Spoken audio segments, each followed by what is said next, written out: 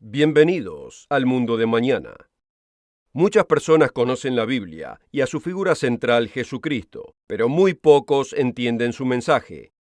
La mayoría del mundo celebra su nacimiento el 25 de diciembre, lamentan su muerte el Viernes Santo y celebran su alegada resurrección el domingo durante Semana Santa. Aquellos que dicen ser sus seguidores superan los 2.000 millones.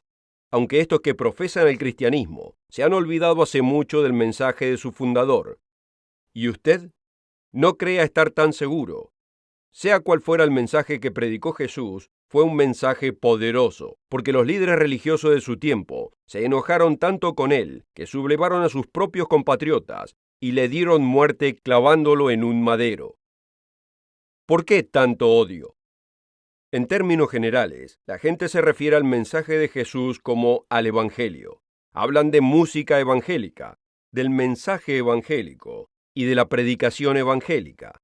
La mayoría de los que profesan cristianismo creen saber cuál es ese mensaje, pero en realidad lo saben. ¿Y usted? Aunque profese o no ser cristiano, prepárese para una sorpresa, porque el mensaje que Jesús le trajo a la humanidad no es el que la mayoría conocen. Acompáñenos.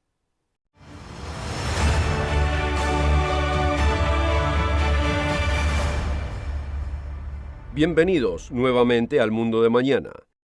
En el programa de hoy se asombrará de lo que realmente dice la Biblia de aquel mensaje, el mensaje olvidado que Jesucristo trajo a este mundo. La palabra evangelio es una antigua palabra que significa buenas nuevas, y en realidad su mensaje son buenas noticias. Entonces, ¿cuáles son las buenas noticias? Muchos creen que el Evangelio es el mensaje acerca de la muerte, sepultura y resurrección de Jesucristo. Y aunque esta sea una parte esencial y muy importante, está lejos de ser el mensaje completo. Consideremos lo siguiente. ¿Qué mensaje predicó Jesús durante 3 años y medio antes de su muerte y resurrección? ¿No era esto también el Evangelio? ¿Se da cuenta que las Escrituras del Nuevo Testamento nos dicen una y otra vez precisamente lo que era este mensaje? Lamentablemente muy pocos han escuchado siquiera un sermón predicado acerca de este tema.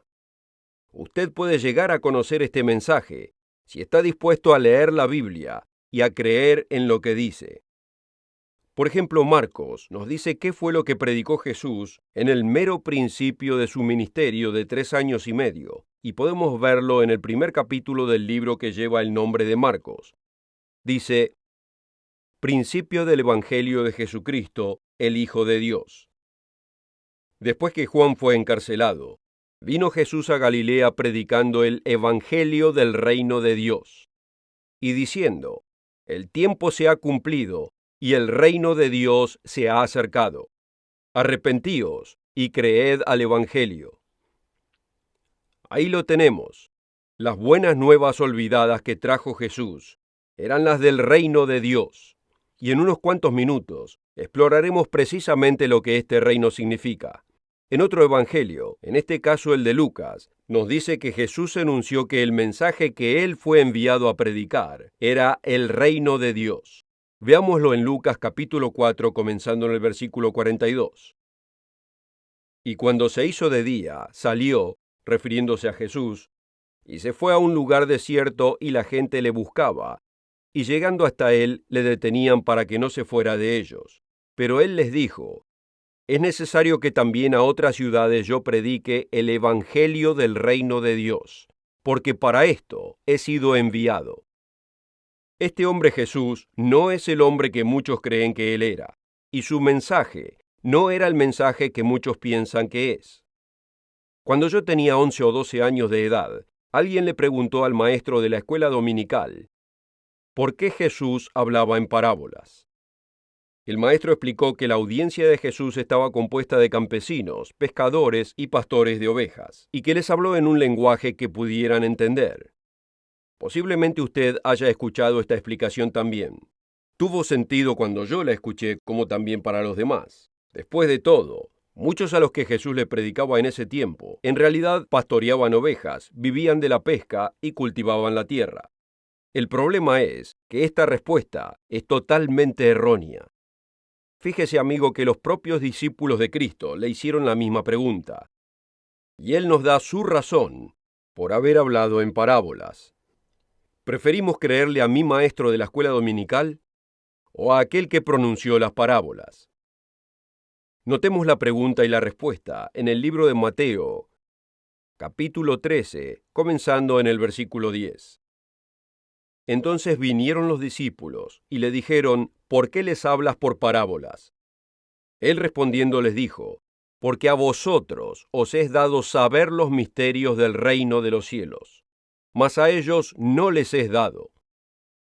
En vez de hacer el significado un mensaje entendible para todos, Jesús nos dice que la razón de usar las parábolas fue para esconder el significado de la gran mayoría. Eso es lo que dice su Biblia. ¿Por qué nunca escuchamos a nadie explicando esto? ¿Y por qué escuchamos tan poco, si es que escuchamos algo, acerca del reino de Dios?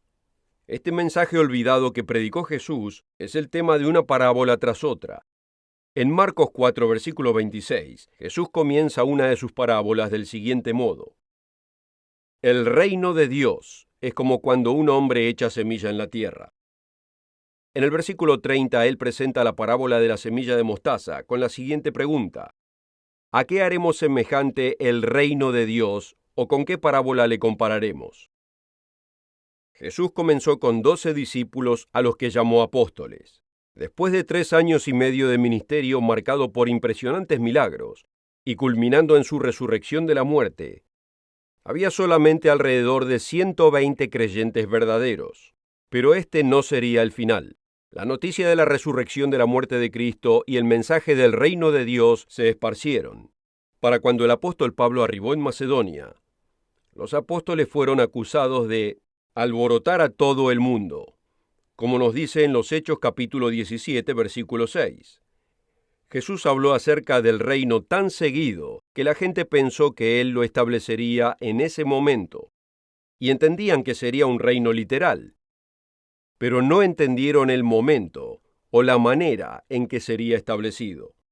Dice, y oyendo ellos estas cosas, Él prosiguió y dijo una parábola, por cuanto estaba cerca de Jerusalén, y porque ellos pensaban que pronto se manifestaría el reino de Dios. Dijo pues, un hombre noble partió a una provincia lejos para tomar para sí un reino y volver. Luego continuó diciendo que él llamó a sus sirvientes, les dio unidades de dinero para que negociaran hasta que él retornara para recompensarlos y establecer el reino. Vamos a regresar a esta importante parábola más adelante durante el programa. Pero primero, notemos lo que realmente es este olvidado reino. Cualquier reino debe poseer lo siguiente. Primeramente, un rey y sujetos. En segundo lugar, un territorio o una localidad. Y tercero, leyes para gobernar ese reino.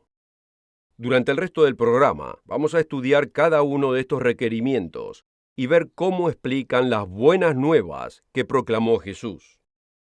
Veamos el primer elemento. Todo reino necesita un rey y necesita sujetos. En la noche que fue traicionado Jesús, fue llevado ante Pilato, quien era el gobernador romano de Judea en ese momento. Ahí él fue acusado, y en Juan capítulo 18, versículo 33, gracias a Pilato, entendemos el foco de estas acusaciones. Él le preguntó a Jesús, ¿eres tú el rey de los judíos? Ahora notemos la respuesta de Jesús en los versículos 36 y 37. Mi reino no es de este mundo. Si mi reino fuera de este mundo, mis servidores pelearían para que yo no fuera entregado a los judíos. Pero ahora, mi reino no es de aquí. Pilato entonces le dijo, ¿acaso eres tú rey? Jesús respondió, tú bien dices que soy rey. Yo para esto he nacido, y para esto he venido al mundo. Sin lugar a dudas, Jesús proclamó ser el rey de este reino. Fue profetizado antes de su nacimiento, que sería nacido para gobernar, y después de su nacimiento llegaron reyes haciéndole regalos para honrar al rey recién nacido. Muchas de las acusaciones en contra de Jesús se referían a este mismo asunto de ser un rey. aunque la gente no entendió cuándo sería establecido ese reino. Después de su muerte y su resurrección de la muerte, continuó proclamando el mismo mensaje, y sus discípulos seguían preguntándose si establecería el reino en ese momento. Esto es evidente al leer los Hechos capítulo 1. Dice, a quienes también, después de haber padecido, se presentó vivo con muchas pruebas indubitables, siendo visto de ellos por 40 días, y hablándoles acerca del reino de Dios. Entonces los que se habían reunido le preguntaron diciendo, Señor, ¿restaurarás el reino a Israel en este tiempo? Jesús no tenía intención de establecer el reino en ese momento. Todas las guerras peleadas en nombre de Cristo por los profesos cristianos fueron para conquistar para Cristo, fueron carnales, guerras del mundo. No es cuestión nuestra forzar la conversión a los demás. Tampoco es apropiado que los verdaderos cristianos intenten derrocar otros países o gobiernos. Por el contrario, somos instruidos a tener a los líderes en alta estima y ser sujetos a ellos, como lo dice en Romanos capítulo 13, comenzando en el versículo 1. Toda alma sométase a las potestades superiores, porque no hay potestad sino de Dios. Y las potestades que hay, de Dios son ordenadas. Así que el que se opone a la potestad, se opone a la ordenanza de Dios, y los que resisten recibirán para sí condenación. Amigo, esto no siempre es fácil de hacer. Pero si creemos en la Biblia, y si vivimos por fe, y si obedecemos sus instrucciones, sabemos que nuestras vidas serán mejores a largo plazo como resultado. Quizás la mejor porción de George Frederick Handel, en su canción referente al Mesías, sea la porción Rey de Reyes y Señor de Señores, la cual es repetida varias veces. Esta frase viene del Apocalipsis capítulo 19, versículo 16. ¿Pero qué significa? Se va a llevar una gran sorpresa. Que Jesús vaya a ser el rey de este reino no cabe en dudas. Pero si Jesús es el rey, ¿quiénes son los reyes de los cuales Él será rey? Aquí es, amigo, donde el mensaje del reino de Dios se torna realmente asombroso. Lo que le presentaré aquí es algo que probablemente nunca haya escuchado, aunque está todo aquí en las páginas de la Biblia para cualquiera que quiera leerlo. La oferta de hoy puede ser suya absolutamente gratis, sin costo ni obligación. Visite nuestro sitio web, elmundodemañana.org. Encuéntrenos en Facebook, véanos en YouTube y síganos en Twitter. El profeta Ezequiel explica que llegará el día futuro cuando la casa de Israel y la casa de Judá no sean más dos naciones, sino una. Y es en este contexto donde Ezequiel nos dice que el rey David, una vez resucitado, regirá sobre ellos como futuro rey. Podemos leerlo en el capítulo 37 de Ezequiel, versículo 24. Y mi siervo David será rey sobre ellos, y todos ellos tendrán un pastor, andarán en mis decretos, y guardarán mis estatutos, y los pondrán por obra.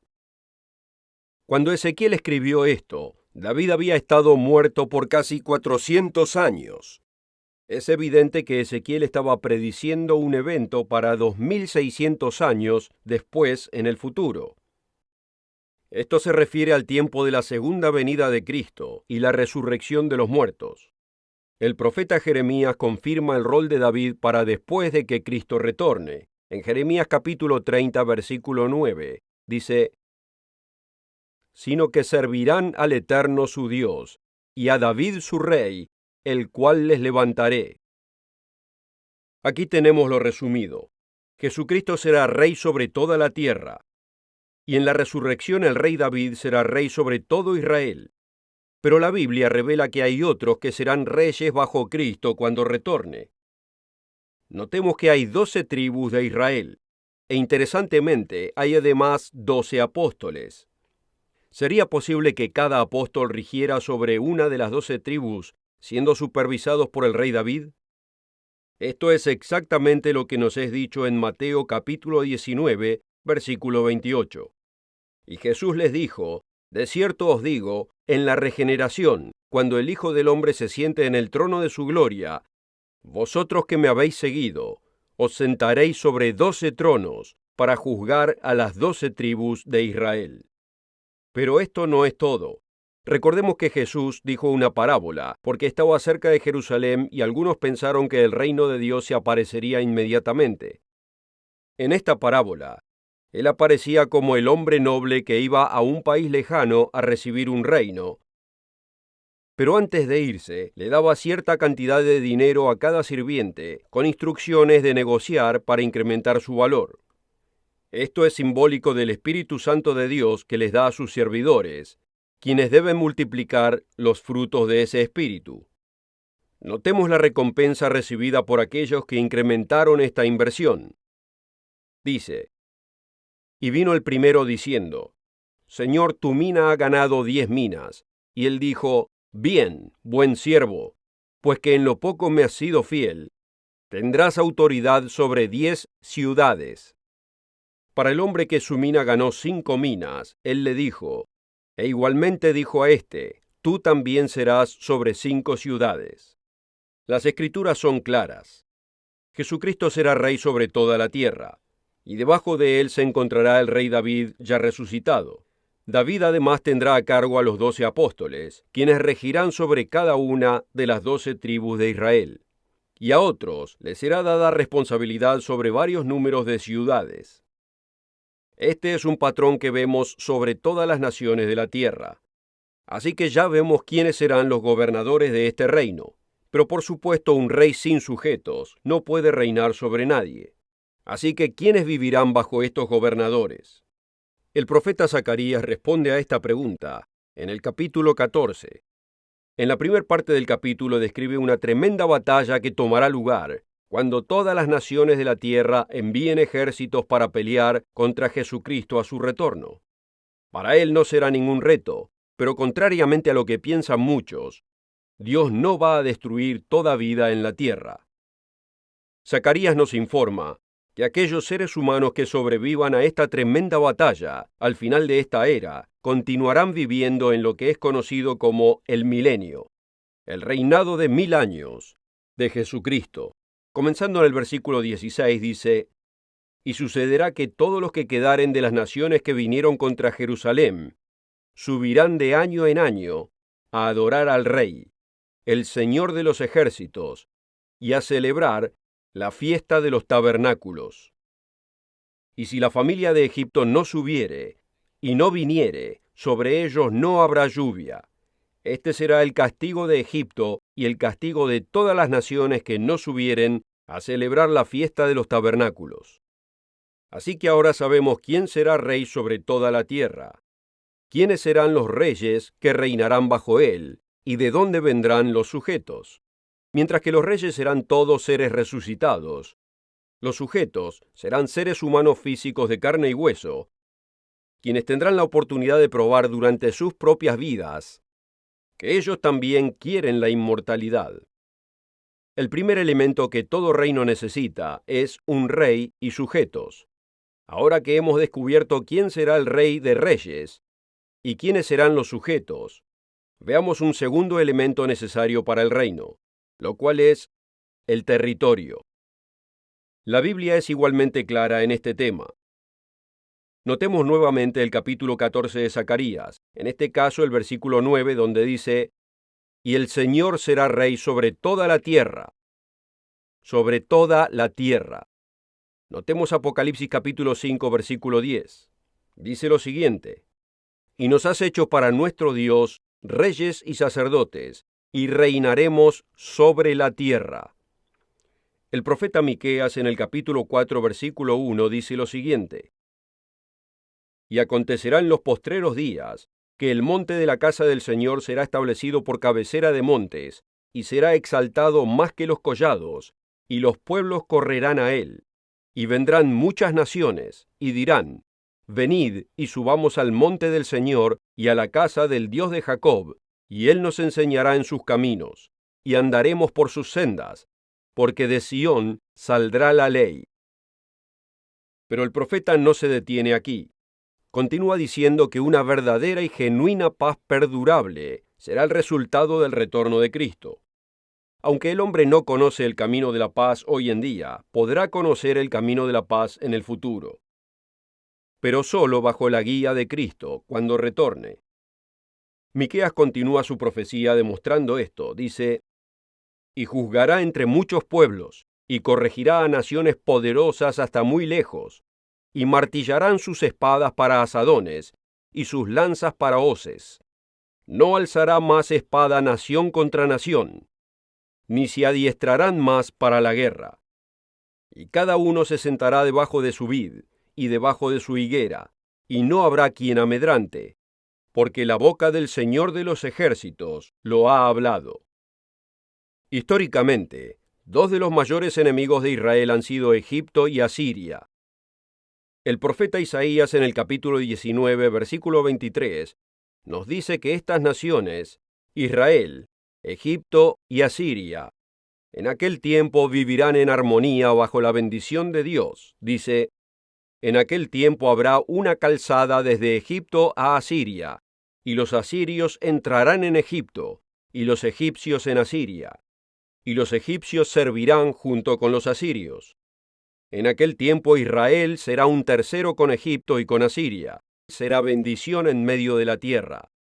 Porque el Señor de los ejércitos los bendecirá diciendo: bendito el pueblo mío Egipto, y el asirio obra de mis manos, e Israel mi heredad». Amigos, el mensaje olvidado es el reino de Dios. Y no será en el cielo como muchos asumen, sino que será aquí en esta tierra, y es un verdadero reino que se establecerá al retorno de Cristo. Como hemos visto, el primer elemento que un reino debe tener es un rey, un gobernador supremo y los sujetos. El segundo elemento que debe tener un reino es el territorio, un lugar para el rey y los sujetos. Ahora veamos el tercer elemento necesario para un reino, lo cual son las leyes para gobernar ese reino. Todo reino en la sociedad necesita leyes para gobernar la conducta. Lamentablemente, muchos profesos cristianos parecieran estar en contra del concepto de la ley y prefieren hablar solamente de la gracia y del perdón. ¿Qué hacemos con la gracia y con el perdón si no existe ninguna ley? La ley define al pecado, establece el límite de lo que está bien y define la conducta que no es aceptable. Los niños necesitan leyes para diferenciar el bien del mal, como así también los adultos.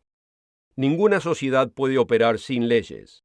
La Biblia conecta el tiempo de un reinado de Dios en esta tierra con las leyes que serán enseñadas en ese tiempo. Los primeros versículos del segundo capítulo de Isaías hacen paralelo con las palabras de Miqueas. Notémoslo comenzando en el versículo 3. «Y vendrán muchos pueblos y dirán: venid y subamos al monte del Eterno, a la casa del Dios de Jacob». Y notemos lo siguiente: «Y él nos enseñará en sus caminos, y caminaremos por sus sendas, porque de Sión saldrá la ley». Como hemos mostrado en programas anteriores, la ley de Dios es una ley de amor. Los primeros 4 de los 10 mandamientos nos enseñan cómo demostrar amor hacia Dios, y los últimos 6 nos enseñan el fundamento del amor hacia el prójimo. A esto es a lo que se refirió Jesús cuando le dijo al abogado: «Amarás al Señor tu Dios con todo tu corazón, y con toda tu alma, y con toda tu mente. Este es el primero y el grande mandamiento. Y el segundo es semejante a este: amarás a tu prójimo como a ti mismo. De estos 2 mandamientos se desprende toda la ley y los profetas». Hagamos una revisión. Jesucristo será el Rey de este reino. Los servidores de Cristo, que serán resucitados, gobernarán bajo Él y colectivamente gobernarán sobre seres humanos físicos. El territorio, el lugar de este reino, será esta tierra. Las leyes que gobiernen en este reino serán las leyes de Dios, con los 10 mandamientos como base. Este es el mensaje olvidado. Y sí, la muerte, sepultura y resurrección de Jesucristo es parte de las buenas nuevas que nos da la Biblia. Pero también lo es el mensaje que Cristo anunció durante 3 años y medio antes de su muerte. uno debe preguntarse por qué esta porción vital del mensaje bíblico ya no es proclamada. Si quisiera saber más acerca de Jesucristo y de su mensaje, visítenos en el sitio web elmundodemañana.org y requiera o baje el folleto ¿Cuál es el verdadero evangelio?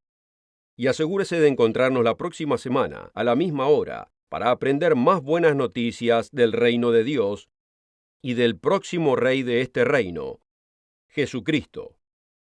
Hasta entonces, queridos amigos.